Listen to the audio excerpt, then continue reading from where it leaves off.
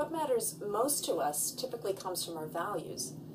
This is true in our personal lives as well as our work. So as an example, people who value relationships often have lots of friends and choose to work in team environments, whereas others who value autonomy and adventure generally prefer to work alone or in remote areas or in niche professions where they call the shots.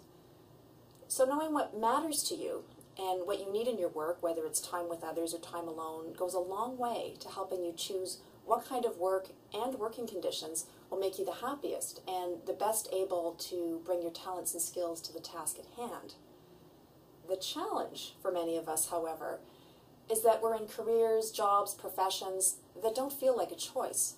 We simply ended up here. A friend gets us an interview where they work, or an entry-level job evolves into something we don't particularly enjoy, but the money's good. And this can just spell one thing: boredom, dissatisfaction, or burnout. We need a change, a new job, or maybe a new career. But where to start? Typically, many people start looking for new opportunities by perusing the classifieds or the job ads, looking to find positions that could fit with a particular set of experiences, skills, or competencies that they've collected over the years. Resumes are updated and sent out, and sometimes we're called for an interview and we land the new job, which may or may not be better or make us happier than the last one. So if we're lucky, we're happy, and if not, the cycle starts again. Another strategy is to network, getting to know people in your field. Now, this strategy has potential because you've developed another source of job opportunities, jobs that may not have been advertised in any of the usual places. But this still involves sending out resumes and going through the recruitment cycle, and again, it might get you the dream job, but it might not.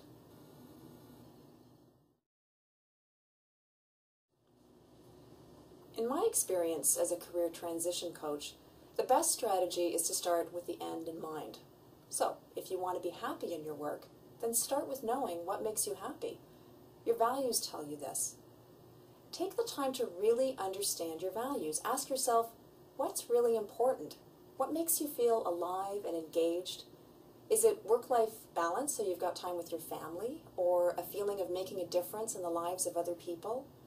Or learning, trying new things? Maybe it's being creative and bringing new ideas to life. When you begin with your values, you have a head start on everyone else scanning the job ads.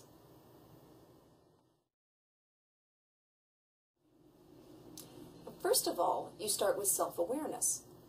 And in really knowing yourself, you set yourself up to make choices that align with who you are. And secondly, with your values clearly articulated, you now have a set of criteria to use in vetting potential job or career opportunities. And you have something to tell your network, so they will now know which opportunities to send or not send your way. And finally, you're looking for work based on who you are, as well as what you do. Now, this alone will help you find and keep the kind of work that brings out your best qualities. You know, many people say life is short. Well, it is. But it's also deep. And getting to that depth starts with knowing what is most important to you and using your gifts, your talents, and your capabilities to make a contribution to the world. So start your job search or your career transition with an exploration of your values. And you'll likely find that your life at work and everywhere else more satisfying than you imagined possible.